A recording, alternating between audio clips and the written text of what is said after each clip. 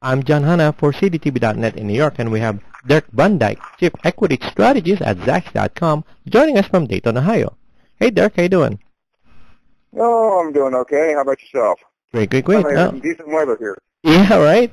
But the problem is that it's still, we still have that cold temperature right now. I mean, it's not snowing, but the sun is up. Well, it's February, Yeah, yeah. So, what do you have for us today?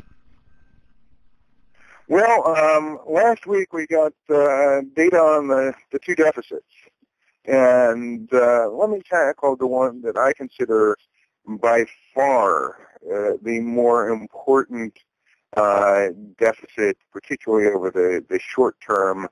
Long term, they're both really worrying. But over the short to medium term, without a doubt, the trade deficit is a much bigger economic problem than the budget deficit. I'm not discounting the budget deficit, but in a recession or a weak economy, running a budget deficit really shouldn't be that big a deal. Now, we got to cure it later on as the economy recovers, but the trade deficit is every dollar it goes up, that reduces GDP. Whereas the budget deficit right now is actually helping keep the economy afloat.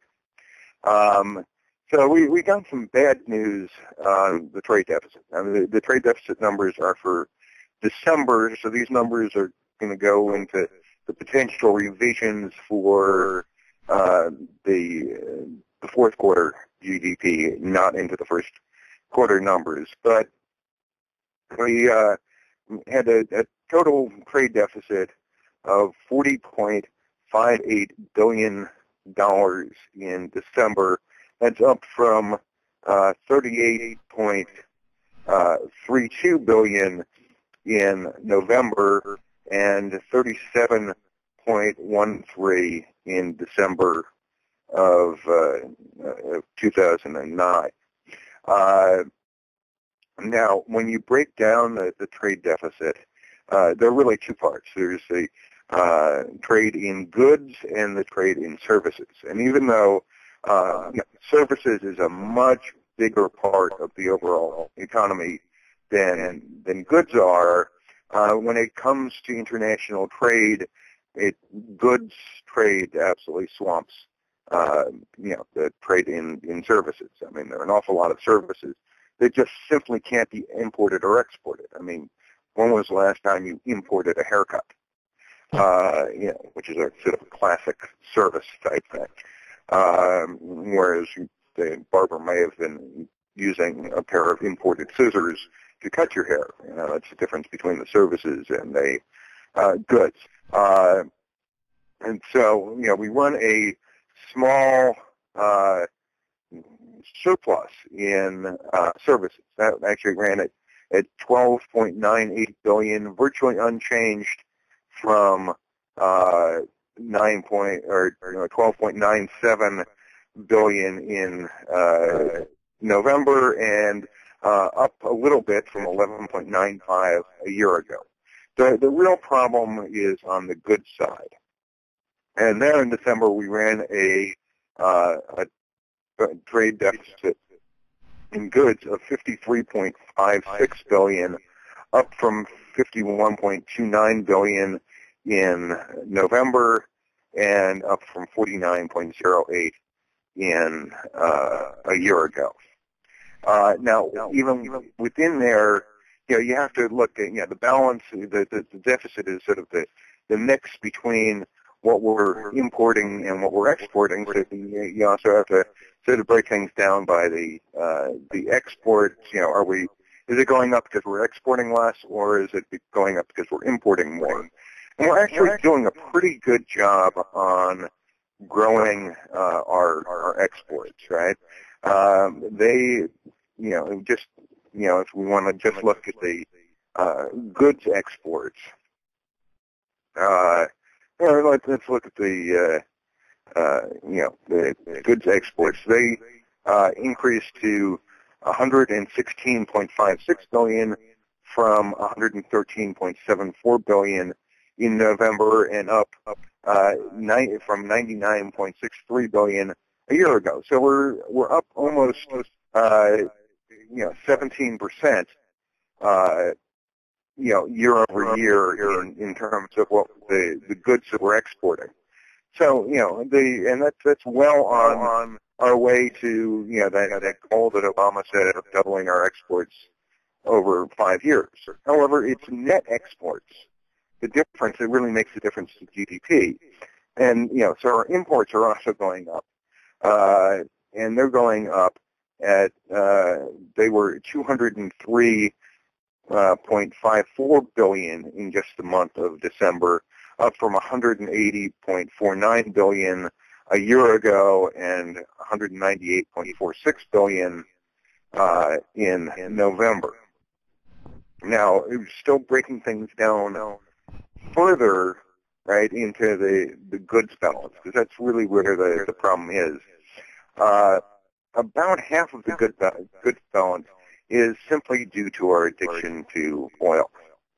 And that really was the problem in December, right? Our oil deficit jumped to 25.3 billion from 20.05 in November.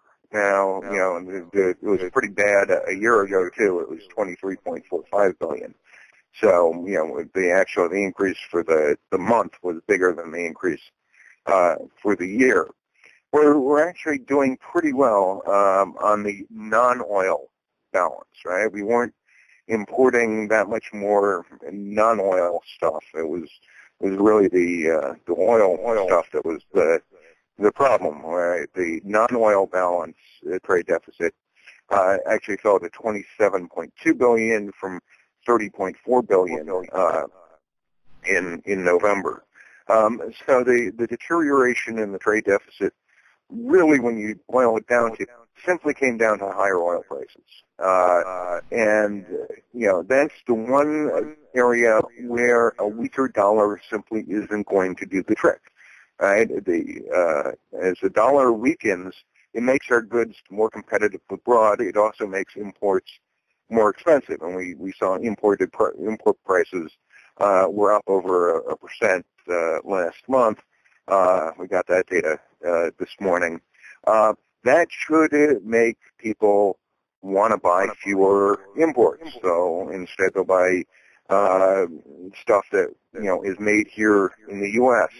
Or simply go without those imports at the margin. It doesn't really work with oil because as the dollar weakens, the price of oil tends to go up, and it sort of ends up being a wash on the oil side. To really bring down the oil side of the deficit, we need to stop burning as much imported oil. And since we can't throw our way out of it, it means using less oil, using more natural gas, having more fuel-efficient cars, et cetera, to really solve that part of the problem. But we are making some progress on the non-oil side. But overall, it was sort of disappointing because we had a couple of really good months of improvement in the trade deficit, and now it's sort of in its reverse direction. And it is the trade deficit, after all, that drives our indebtedness to the rest of the world. It's not the budget deficit. And people really have to, be clear on that. The reason we're so far in debt to China is because we're running a trade deficit with China, not because we've got a big budget deficit. Now, indirectly, you could say that it will work its way into the budget deficit. Will have an impact on the overall trade deficit because it depends. It's a subtraction from net national savings, but the direct impact comes from the trade deficit. Think about it this way: we ran huge trade budget deficits during World War II. much bigger as a percentage of the economy than what we're running right now. But we emerged from World War II as the world's largest creditor. We, as a country, didn't go into debt to the rest of the world. The rest of the world went in debt to us big time during World War II, even though we were running huge budget deficits. Right? It's not. The reason is that we financed those budget deficits internally by selling war bonds, not by selling bonds to China or Japan or places like that. So that's why the trade deficit is really so important, and people really should be focusing much more on the trade deficit than on the budget deficit. On the budget deficit, it's we had a big increase year over year in the budget deficit. For the month of January, it was running at oh Lord, here I gotta figure out my notes here. But the total deficit was 49.8 billion. That's up from 42.6 billion a year ago. And when you're looking at the budget deficit numbers, it really only makes sense to look at the year-over-year numbers. The month-to-month numbers are worse than meaningless. The data is highly seasonal, but not seasonally adjusted. So that's a bit disappointing. Now, on the other hand, this is the first month in which we have the effects of the new deal that was reached during the late duck session that extended the Bush tax cuts and gave us a 2% cut in the payroll tax, and continued the unemployment insurance, the extended benefits there. So the budget deficit, while up sharply from a year ago, was actually much better than expected. We sort of knew as soon as Obama reached that deal with McConnell and Boehner that we were going to have higher deficits as soon as we got into the new year, right? Because the compromise that they reached was, they managed to do it at the expense of the deficit, right? Obama got the payroll tax cut that he wanted and the extended benefits that he wanted, and the GOP got the extension of the top end of the Bush tax cuts. So it was, sort of like tax cuts for everybody, and nothing to do with the deficit. Sort of we saw that in the budget that Obama just released, right? It's we're looking at a record budget deficit in fiscal year 2011, and then it'll start to come down a little bit next year in 2012, but it's still going to be very high for a very long time, even with pretty draconian cuts to the non-defense discretionary spending. And you see, pretty big cuts in things that you would not expect a Democrat to be cutting. Pell grants for summer school, home heating oil assistance. Those are pretty tough things to be cutting, but we're still going to be running very large deficits, in 2011 and 2012, and hopefully coming down, more sharply when you go into 2013, 2014, 2015. So And what we're seeing in terms of the budget deficit numbers is we're starting to see a little bit of a pickup in tax revenues, but they're still way below where they were a few years ago. Not just in terms of percentage of the economy, but in absolute terms, where the federal government is collecting less taxes than it was in 2007 or 2008.